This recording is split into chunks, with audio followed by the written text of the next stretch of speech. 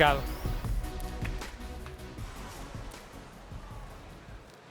Bon dia. Good morning. Very pleased to be here in Building the Future. I would like to bring a topic that is very relevant for me, and is how to use AI to enhance sustainability. We have been talking about the potential of AI. We are all amazed about the potentiality of AI. But let's not forget that AI has a dark side. And this dark side is that we are consuming emissions, we are consuming energy, we are consuming water. So one way of compensating this effect is using the bright side of AI. So AI for sustainability is like the force. You have a dark side and a bright side.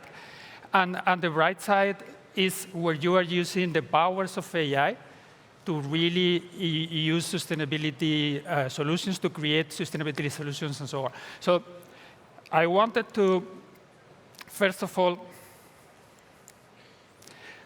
I wanted to face this duality of AI, where we acknowledge AI as a sustainability enabler, but also we need to acknowledge it as a climate killer. And we need to find the balance between the two sides, right? And I wanted to bring 4 real-world examples where we are demonstrating the power of AI to create sustainability solutions. I will explain later these real-world examples, but the idea is to use these concepts like mastering complex systems, meaning that we can manage with AI large amounts of data to extract patterns and to extract insights, create more sustainable solutions. Another idea that we can exploit in AI is how we can accelerate the discovery of new materials, how we can create new solutions that are more sustainable using the power of AI. There is another option that is bringing the knowledge of experts and advisory to the workforce using AI. So something that otherwise would be very difficult or almost impossible, that is bringing the advice of experts, using things like the general manager of Microsoft explained this morning, using these agents and Copilot. We can bring this expertise to the workforce, and they could use more sustainable practices and more efficient supply chains. And last but not least, and talking about regulations that was also mentioned this morning, we have these regulations for sustainability.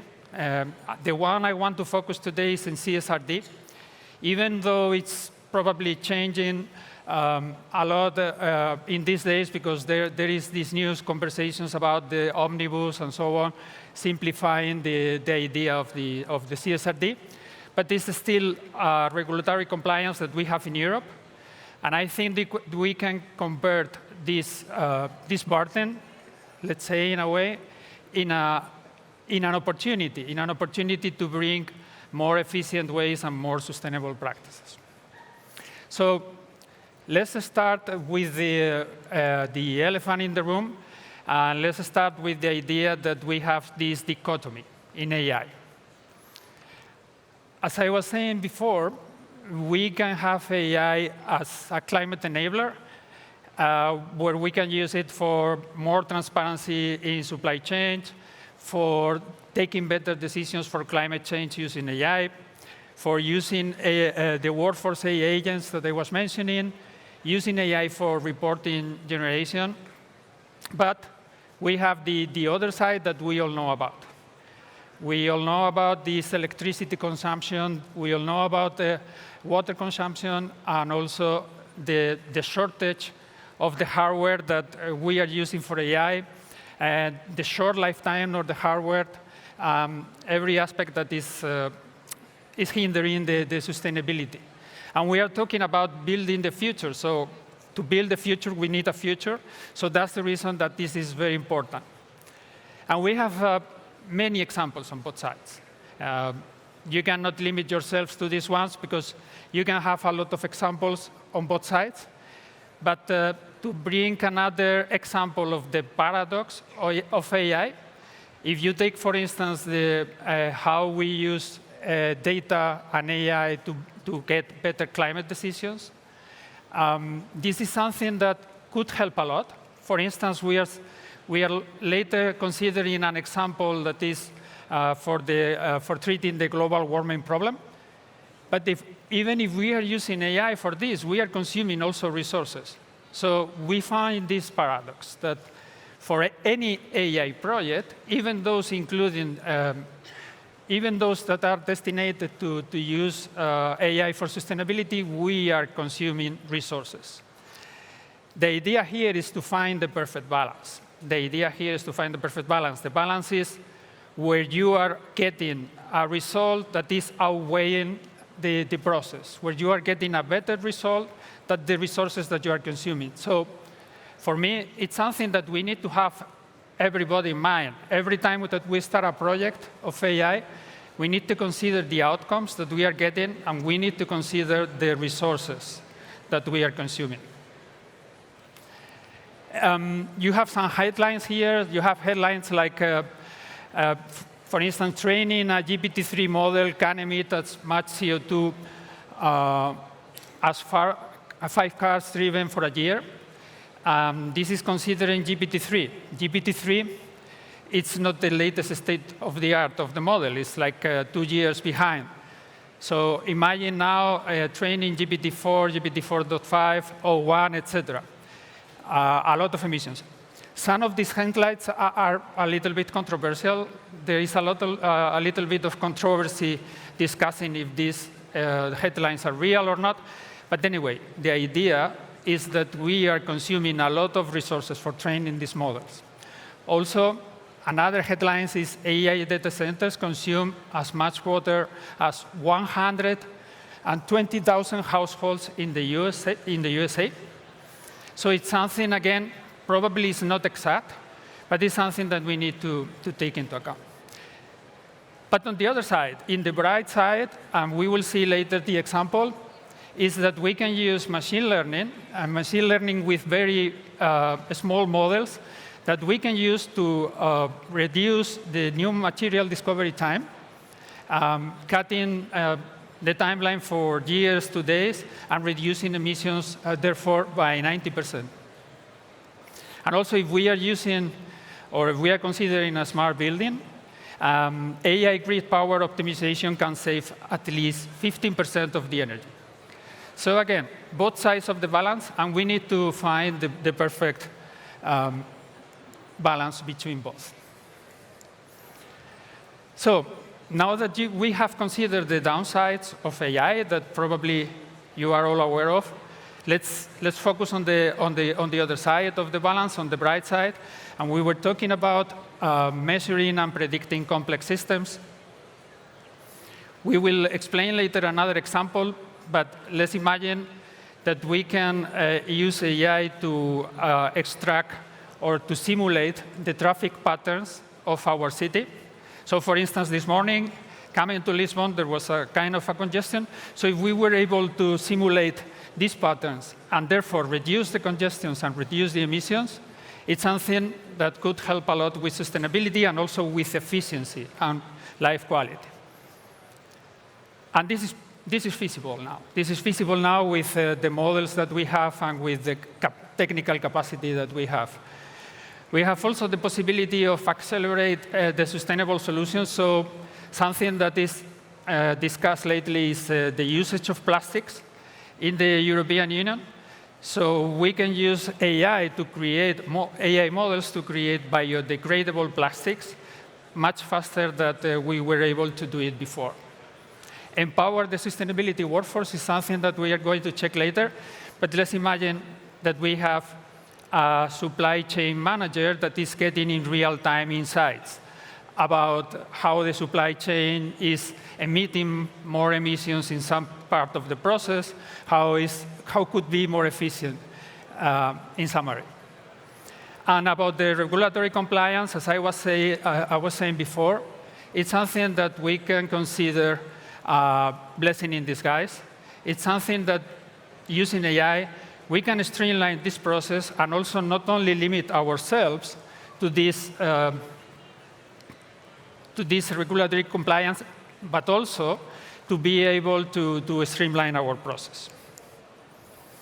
Let's start with the first example that I brought, And this is a project very recent, and this is a very interesting project. It's called Project Parasol. And the idea here is the one that we were talking before. So we are going to use large amounts of data in order to solve a problem. The problem here is the global warming, the global warming threat. This is something that there is a potential solution that is being discussed lately, and this potential solution is injecting aerosol in the stratosphere.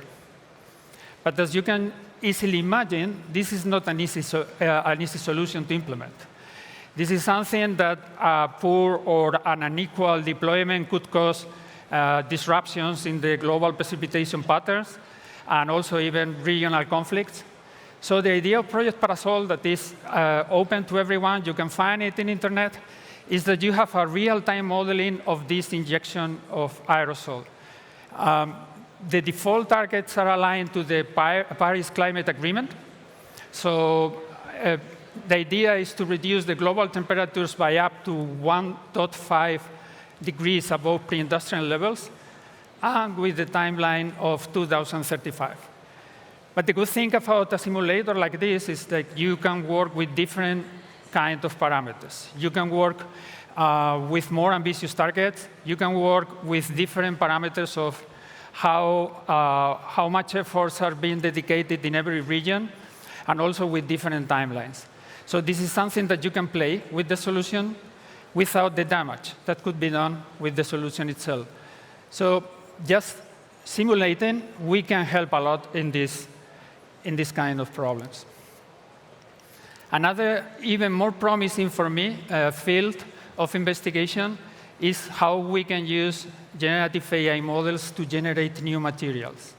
So let's consider, for instance, when we were using the traditional method for creating new materials that are able to capture carbon.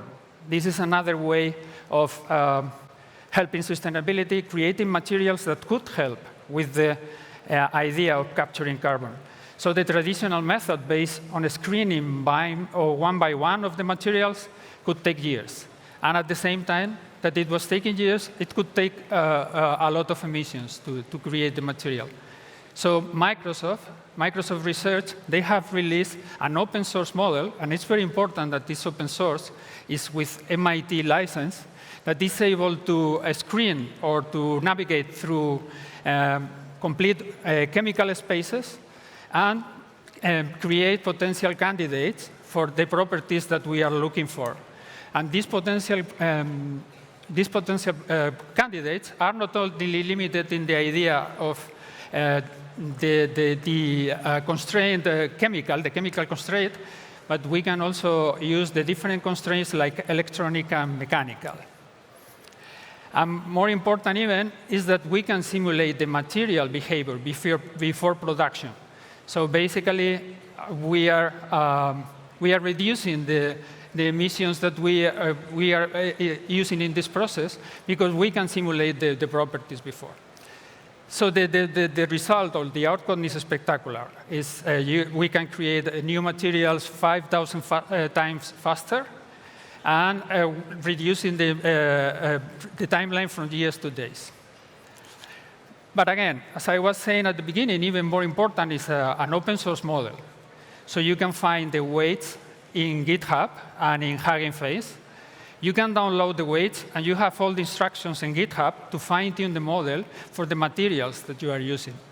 So it's totally open source, and you can expand it and extend it.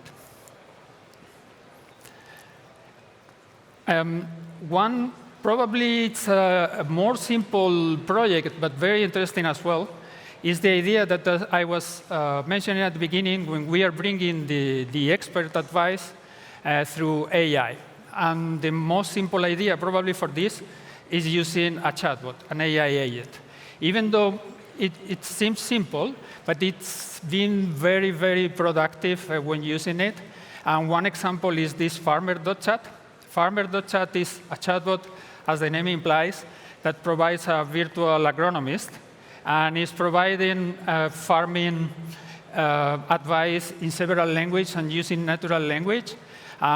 Is using open source models at the same time with OpenAI models, but the idea is to provide this expertise to small farmers that are lacking this expertise.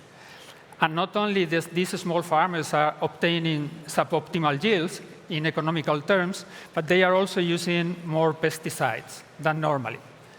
So taking a sample of 7,000 farmers in a district in India, the results, again, were spectacular. They doubled their income, but also at the same time, they were reducing the pesticide by 9% and the fertilizer by 5%. The results were so good that the idea is to scale this out to a bigger sample, reaching 500,000 farmers across 10 districts. So again, with a very small investment, you can get this kind of results. But principally, having this mindset that we are needing AI to help in this kind of solutions. And again, fortunately, the company behind this project is copyleft cultivars. They have released the data sets that they have been used in Hugging Face as well as open source. And they have also created fine-tuned models, fine-tuned open source models. So if you go to Hugging Face, you can download Llama 3.1 fine-tuned for this farmer. And there is also even a distillation now of DeepSeek that you probably know because it's very famous recently, this mode. So you can find a lot of open source models that can be run in local, can be run in a local computer, so not needing these data centers. For the last example, I wanted to bring the project that we have created at Avanade. This is a project to help with regulatory compliance. You know about, or at least you have heard about CSRD. CSRD requires a lot of directives to be answered, both in narrative text and quantitative data. So you need to spend a lot of efforts and, again, resources to find the answers to be compliant with these directives. And the idea of using AI here is that our project is called Tellus, Tellus like Earth in Latin. And what we are using AI is to collect the information that the company have scattered across the organization in different kinds of documents, collect this information, create a vector database, and then bring in the CSRD compliant responses for these narrative directives that we need to answer. But also for the quantitative data, it integrates with Microsoft Fabric and other kinds of data lakes like Google Cloud or Amazon or whatever other data lakes to bring the real-time KPI tracking and then answer these directives automatically as well. Also managing the collaboration part related to tasks and related to assignments and related to permissions, approvals. So the result, and I'm finishing with this, is reducing the manual reporting by 70%. But again, the most important thing is that we are streamlining the processes of the company, and we are also reducing the emissions. So it's something that we can convert the burden or the obligation of ESG reporting in something that is an opportunity for our organization to bring more efficient processes and to gain more streamlined supply chains and workflow assignments. So just to, because I'm exceeding my time, just to finalize, remember the duality of AI. We need to be aware of the dark side and then use as much as possible the bright side. But even when using the bright side, we need to use it with responsible AI. Responsible AI meaning using the model that is it's adjusted to our need, only using AI when we need it and taking into account all the green computing practices and so on. And for the ESG tracking, again, this is an opportunity for the organizations to use AI for that and to improve their own processes. Thank you very much, and hopefully you will find more examples to use it.